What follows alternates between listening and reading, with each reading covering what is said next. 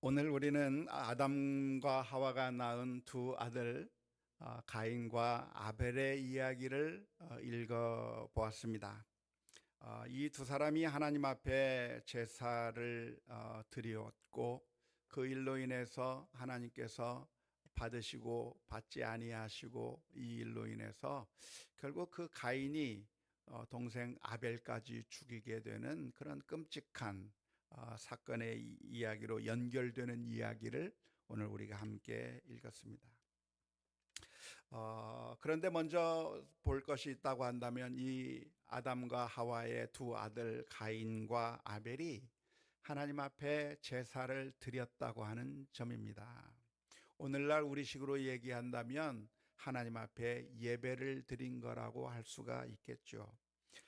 이 가인과 아벨이 하나님 앞에 제사를 드렸는데 제사를 드린 이유가 무엇일까요? 왜 이 사람들은 제사를 드리기로 결정했을까요? 아마도 그것은 하나님의 은혜와 사랑을 생각하면서 감사하는 마음이 있었기 때문일 거라고 생각이 들어요. 농사를 지은 다음에 그 농사를 통해서 어마어마한 수확을 거두고 난 다음에 이 모든 것이 내 수고와 내 노력으로 된 게 아니라 하나님의 사랑과 은혜가 있었기에 가능한 일이었다고 하는 것을 인정하고 그러기에 이 풍성한 것을 주신 하나님께 감사하는 마음으로 제사를 드렸을 겁니다. 양을 치는데 이 양들이 건강하고 이 양들이 참 잘 번성하고 그래서 많은 것들을 얻게 된 것을 생각할 때에 내가 뛰어나서 내가 이 모든 것들을 잘해서 이런 결과가 나타난 것이 아니라 하나님께서 놀랍게도 은혜를 베풀어 주셨고 이 모든 것을 허락해 주셨다고 하는 그 믿음의 그 반응으로 하나님 앞에 제사를 드렸을 거라고 추측하는 것이 맞을 겁니다. 그런 의미에서 가인과 아벨은 어떤 사람이었는가? 믿음의 사람이었어요. 우리가 이 가인과 아벨의 이야기를 읽으면서 가인이 자기 동생 아벨을 죽인 그 이야기를 기억하기 때문에 가인이 어떠한 사람인가? 가인이라고 하는 사람은 동생을 죽인 살인마요, 광기로 가득한 사이코패스라고 그렇게 생각하기가 쉬운데요. 사실 이 가인이라고 하는 사람이 그렇게 악하고 정말 독한 나쁜 사람이었는가라고 한다면 사실은 그렇지 않아요.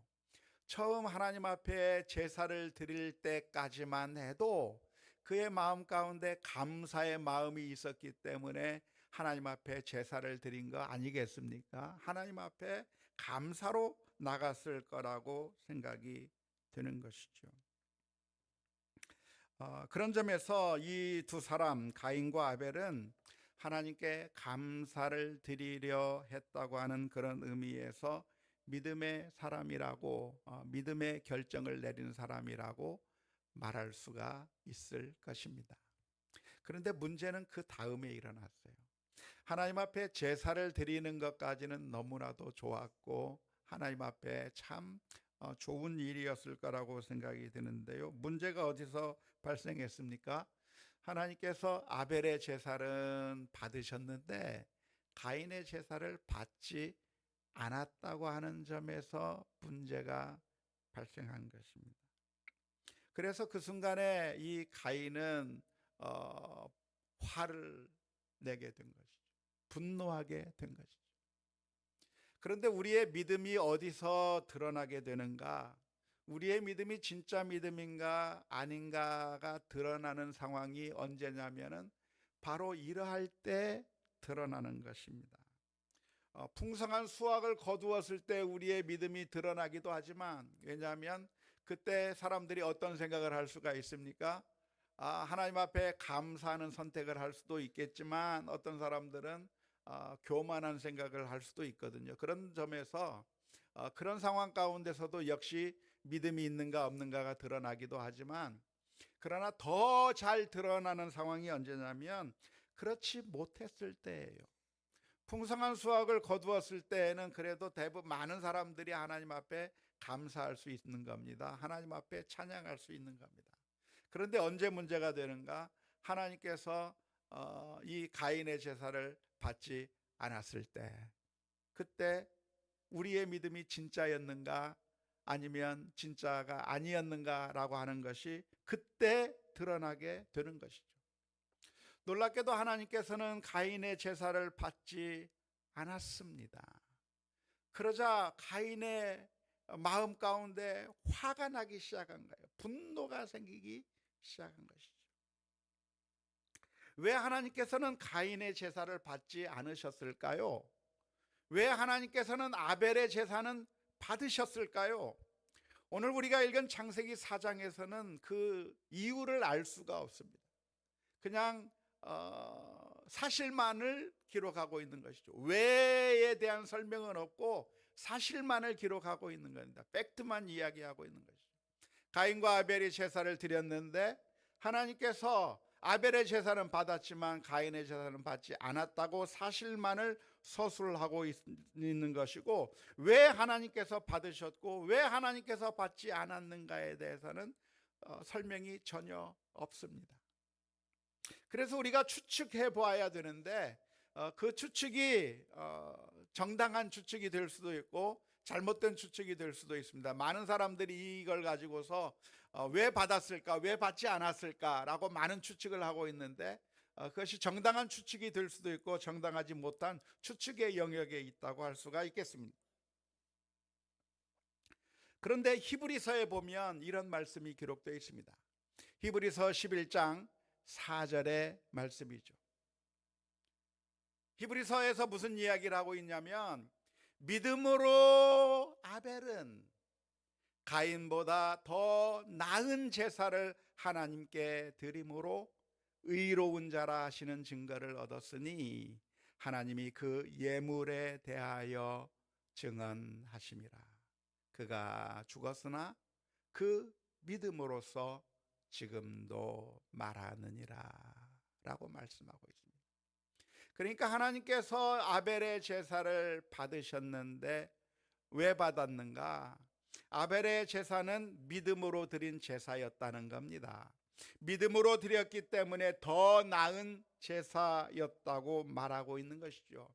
아벨이 드린 것은 양이고 가인이 드린 그 예물은 곡식이었기 때문에 그런 어떤 예물을 드렸느냐를 따지는 것이 아니라 그 아벨이 가지고 하나님 앞에 나온 제사가 어떤 종류의 제사였는가, 어떤 마음으로 어떤 태도로 하나님 앞에 나왔는가. 아벨은 믿음으로 드린 제사였다고 히브리서에서 기록해 주고 있는 것입니다. 믿음으로 드렸기 때문에 더 나은 제사라고 설명하고 있는 것이죠. 그렇다고 한다면 자연스럽게 내릴 수 있는 결론은 무엇입니까? 가인의 제사는 믿음으로 드린 제사가 아니었다고 하는 것을 암시하고 있는 것이죠. 가인이 드린 제사는 어떤 제사였는가? 믿음으로 드린 제사가 아니라 형식은 갖추었지만 믿음으로 드린 제사가 아니었을 가능성을 이야기해주고 있는 것이죠. 그래서 우리가 질문을 던져보아야 됩니다. 도대체 믿음으로 드리는 제사란 무엇인가? 어쩌면 우리도 하나님 앞에 제사를 드리는 것과 같잖아요. 우리가 매주 예배를 드리기 위해서 이 자리에 앉아 있는 것인데, 오늘 우리가 드리는 이 예배도 하나님 앞에 드려질 만한, 하나님께서 받으실 만한 예배가 되기 위해서는 우리가 어떤 모습으로 하나님 앞에 예배를 드려야 될 것인가? 기왕 예배를 드렸는데 하나님께서 받으셔야지, 안 받는 예배가 된다고 한다면 그거 헛수고잖아요. 안 받는 예배가 된다고 한다면 그것처럼 참 안타까운 일이 없잖아요. 그래서 우리의 예배가 하나님 앞에 드려지는 예배가 돼야 되는데 어떤 예배를 드려야 할 것인가? 이 창세기의 말씀을 통해서 우리가 교훈을 얻었으면 좋겠는데요. 도대체 믿음으로 드리는 제사가 무엇이었는가?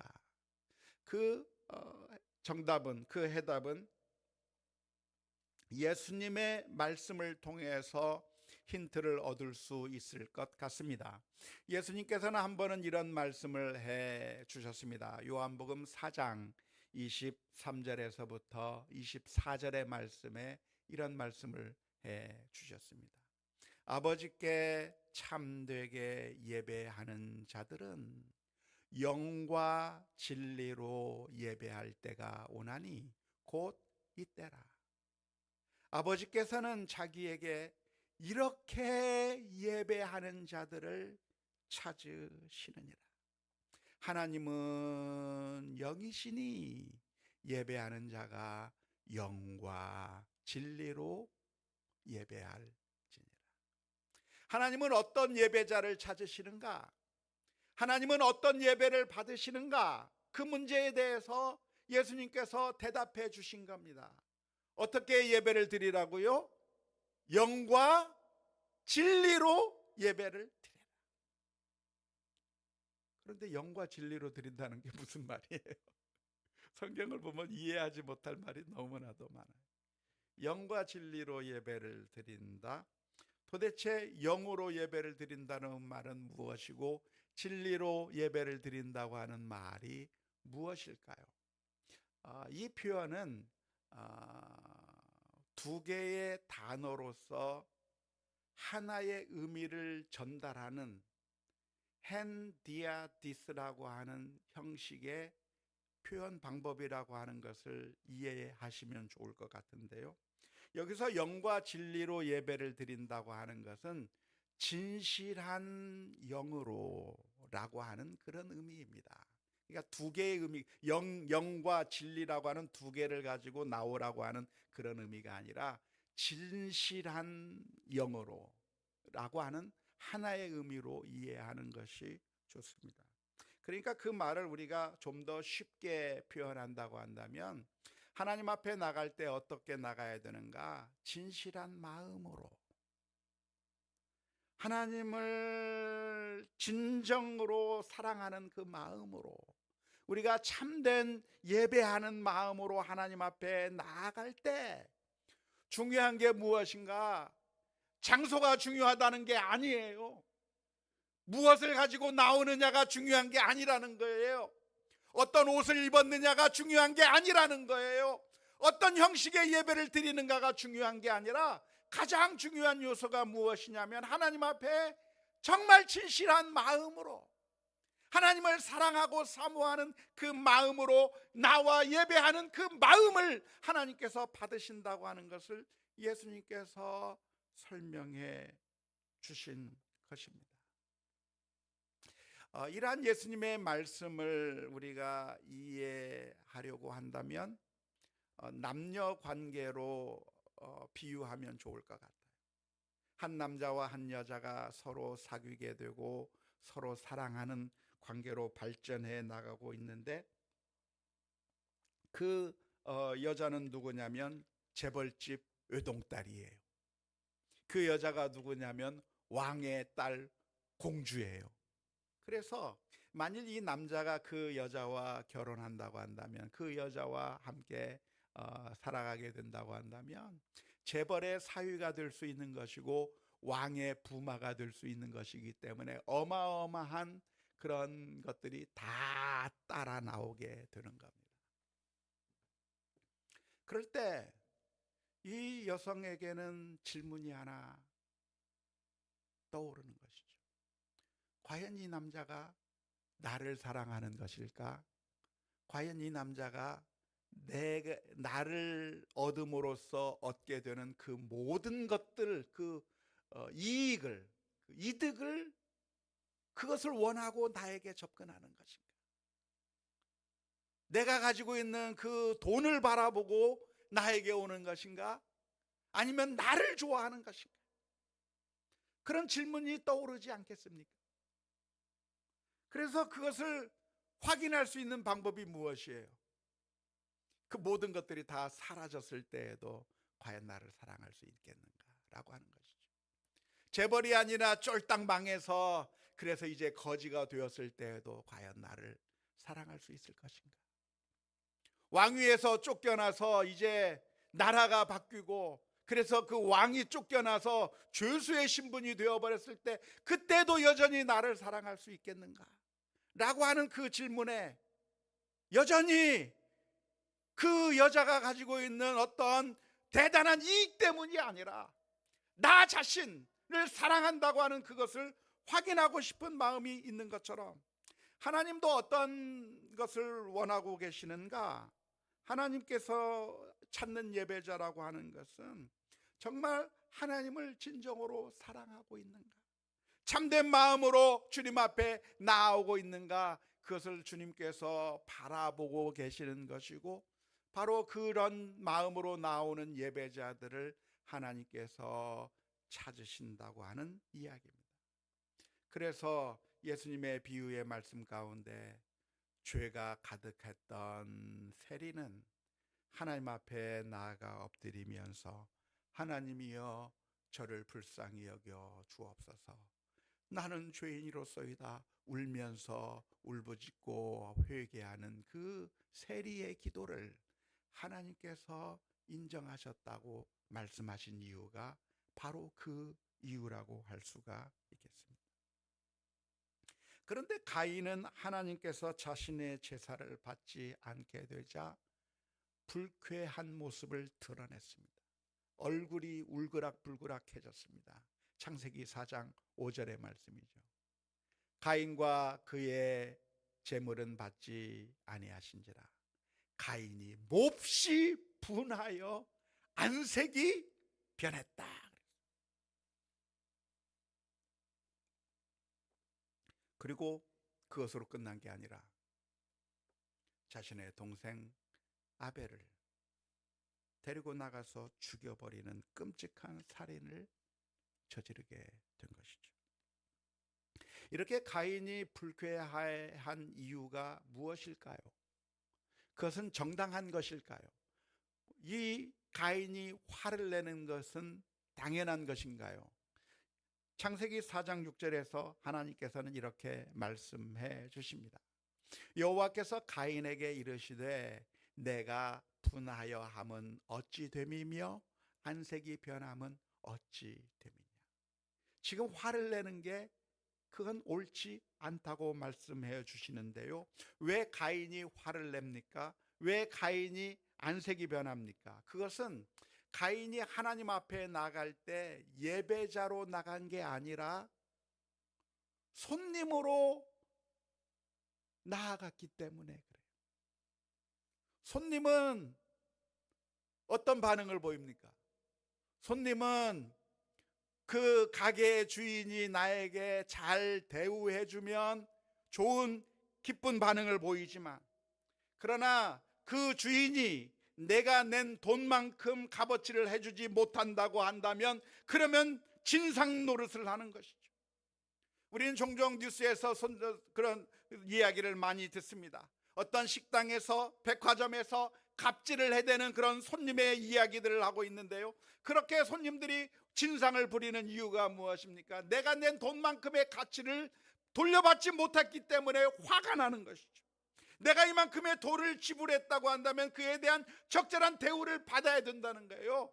1등석을 탔으면 1등석에 맞는 그런 대우를 받아야 되는데 1등석 대우가 아니라 이코노미 대우밖에 못 받았기 때문에 화가 나기도 하고 갑질을 해내는 것이죠. 그런데 이 가인이 하나님 앞에 어떤 마음으로 나갔는가?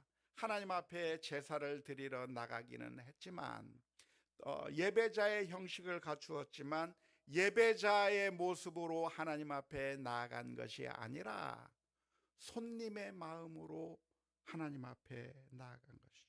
내가 하나님 앞에 이만큼을 드렸다고 한다면 왕인 손님은 왕이라고 하는데 왕인 손님에게 하나님은 어떤 서비스를 제공해야 합니까?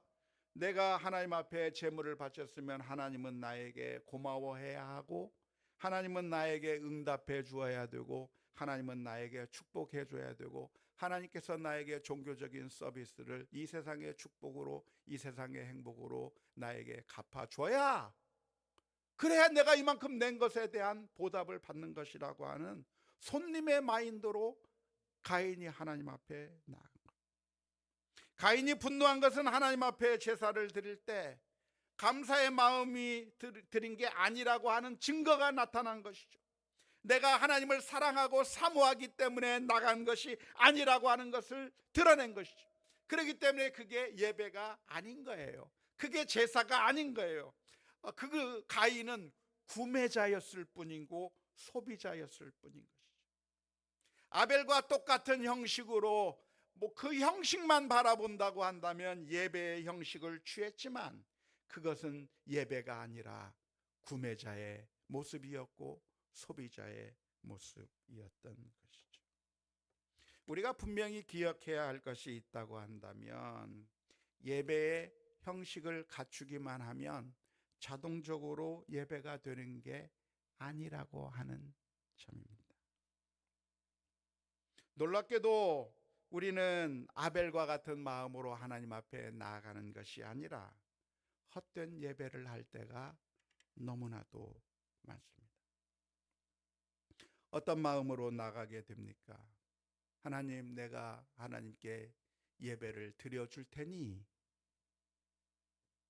하나님, 내가 하나님 앞에 이만큼을 바칠 테니, 하나님, 내가 이만큼 하나님 앞에 기도할 테니, 하나님, 내가 성경 일독할 테니까, 내가 봉사도 할 테니까, 물질도 드릴 테니까, 하나님께서 내게 무엇을 주시렵니까? 내가 이만큼 주면 하나님도 나한테 주어야 하는 거 아닙니까? 구매자의 모습으로 하나님 앞에 나아가는 경우가 많이 있는 것이죠. 하지만 하나님은 어떤 하나님이십니까? 하나님은 우리가 예배를 안 해주면 손해보는 하나님이 아니에요.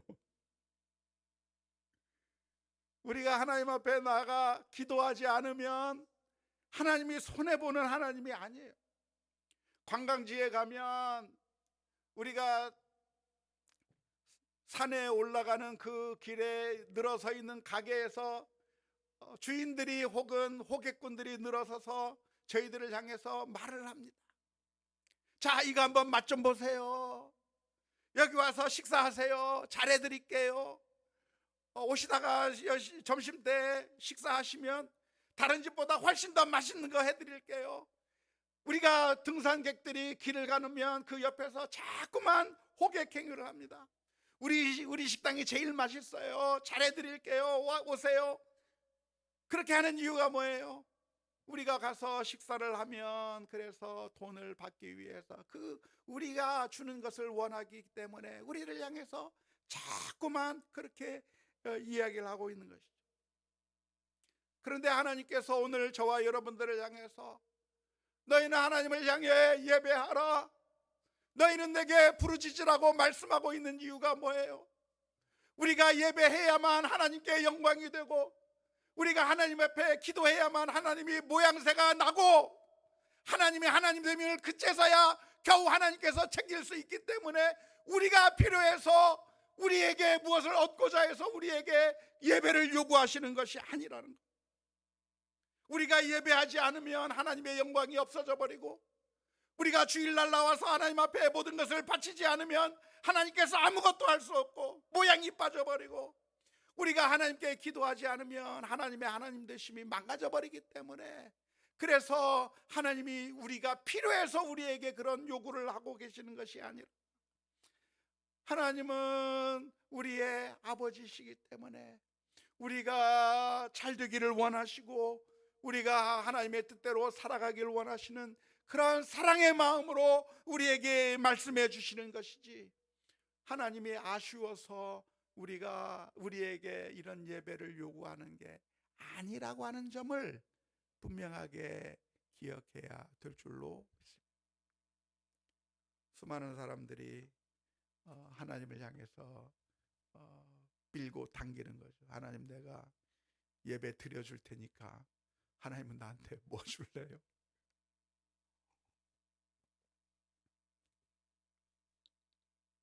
오늘 우리는 하나님 앞에 나갈 때 우리와 같은 죄인이 하나님 앞에 나와 예배할 수 있다고 하는 것 자체가 너무나도 감사하고 너무나도 고마워서 하나님 앞에 진실한 마음으로 감사로 예배를 드려야 될 줄로 믿습니다. 영원히 멸망받을 수밖에 없고 영원한 지옥불에 던져져야 할 이기적이고 탐욕적이고 그리고 연약한 우리를 하나님께서 불쌍히 여겨주셔서 예수 그리스도의 보혈의 피로 씻어주시고 하나님의 자녀로 품어주신 그 하나님의 그 놀라운 사랑을 우리가 받았다고 한다면, 우리가 그 무엇인가를 바라고서가 아니라 하나님의 그런 어떤 식으로의 축복이나 은혜를 기대해서가 아니라 이미 받은 은혜와 사랑이 너무나도 크기에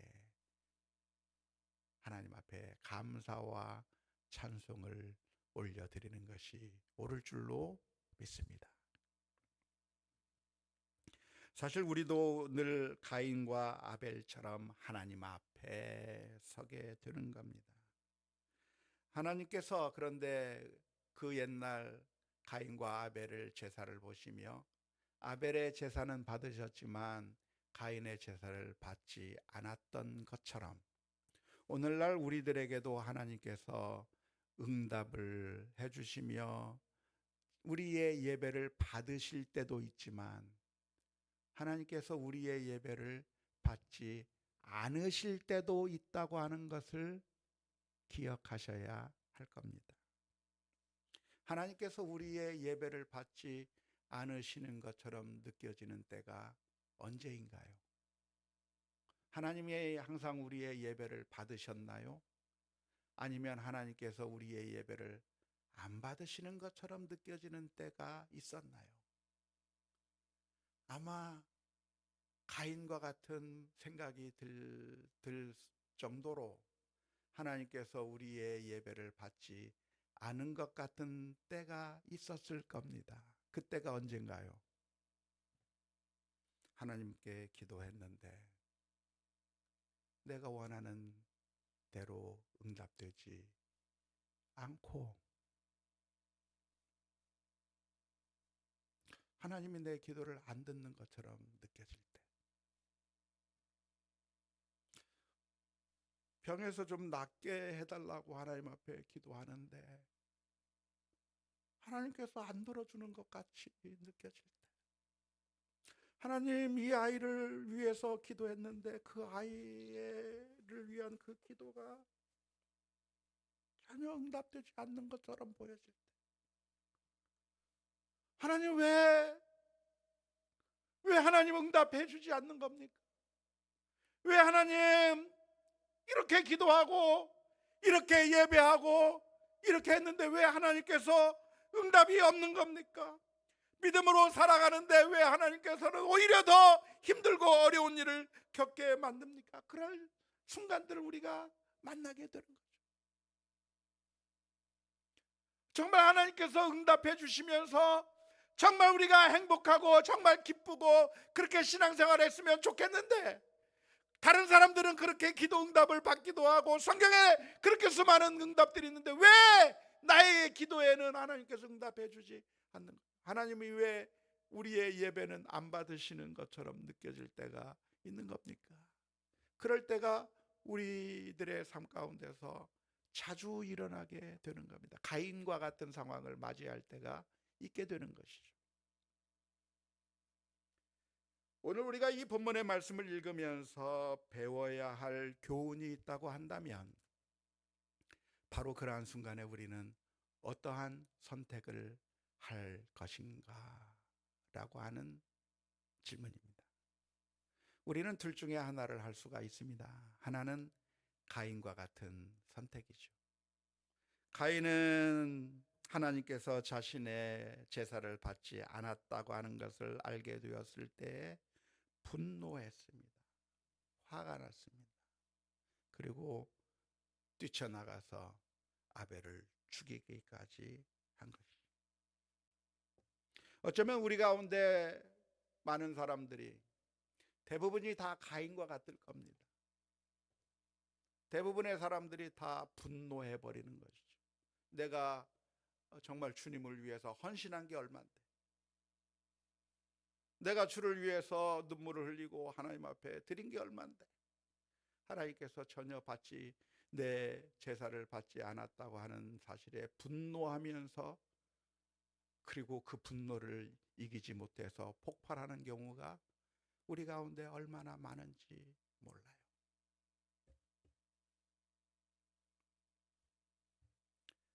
그런데 우리에게는 가인의 반응만이 선택이 놓여져 있는 것이 아니라 또 다른 선택을 할 수가 있습니다. 그것은 바로 어떤 선택이죠? 욥의 선택입니다. 욥은 하나님 앞에 신실한 사람이었어요. 욥은 하나님 앞에 늘 예배하는 사람이었어요. 어느 거 하나 흠이 없도록 완벽한 제사를 하나님 앞에 드렸고 하나님 앞에 신실하게 살았어요. 그 신실한 욥에게 어느 날 청천벽력과 같은 소식들이 들리는 겁니다. 아이들이 죽어버리고 재산이 다 없어져 버리고 알몸이 되어버리는 모든 것들을 다 빼앗겨버리는, 하나님께서 나의 예배를 받지 않고 나의 제사를 받지 않은 것 같은 그런 청천벽력과 같은 그런 모습을 겪게 된 것이죠. 놀라운 것은 욥의 고백입니다. 욥기 1장 21절에서 22절의 말씀에 이르되 내가 모태에서 알몸으로 나왔은지 또한 알몸이 그리로 돌아가올지라 주신 이도 여호와시오 거두신 이도 여호와시니 여호와의 이름이 찬송을 받으실지니이다 하고, 이 모든 일에 욥이 범죄하지 아니하고 하나님을 향하여 원망하지 아니하니라.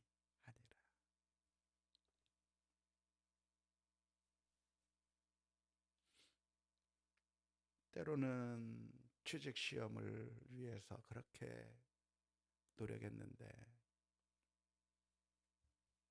또 떨어질 수 있어요. 승진을 위해서 그렇게 간절히 기도하고 애썼는데 떨어질 수 있어요.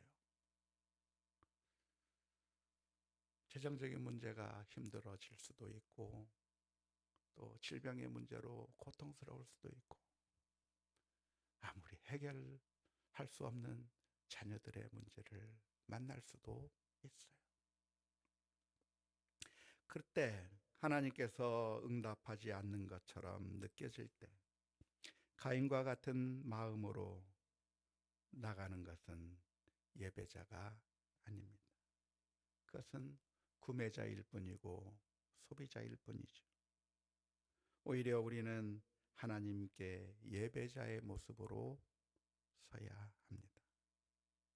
내가 이만큼 했으니 하나님이 내게 얼만큼 해주는가를 보자가 아니라 지금까지 베풀어 주신 하나님의 은혜와 사랑을 기억하면서 정말 참된 예배자의 모습으로, 나 같은 죄인이 하나님 앞에 감히 설 수 없는 사람이 하나님 앞에 설 수 있다고 하는 마음으로 서야 하는 것이죠.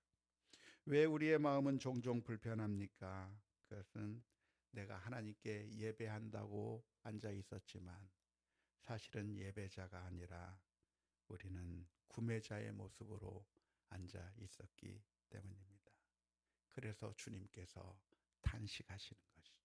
이사야서 29장 13절의 말씀에 주께서 이르시되 이 백성이 입으로는 나를 가까이하며 입술로는 나를 공경하나 그들의 마음은 내게서 멀리 떠났나니 그들이 나를 경외함은 사람의 계명으로 가르침을 받았을 뿐이니라.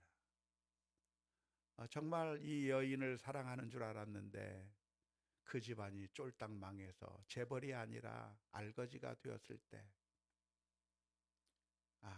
실망하고 돌아서는 그런 남성과 같은 그런 마음으로 우리가 하나님 앞에 나아가고 있는 것입니다. 우리 자신의 모습을 돌아보아야 하는 것이죠. 아벨의 제사가 어떠했는지 우리는 정확하게 알 수 없지만 아벨의 제사를 하나님께서 받으신 것을 보면 아벨은 하나님 앞에 주님을 향한 사랑과 감사의 마음으로 나갔을 것입니다. 오늘 우리도 하나님 앞에 그렇게 나가야 합니다. 하나님 앞에 예배할 때 하나님께서 하나밖에 없는 그 아들을 십자가에 내어 주시기까지 우리를 사랑해 주신 그 놀라운 은혜를 감사하며 하나님을 사랑합니다, 사모합니다 고백하는 그 믿음의 고백이 우리들의 삶 가운데서 넘쳐날 수 있기를 주님의 이름으로 축원합니다.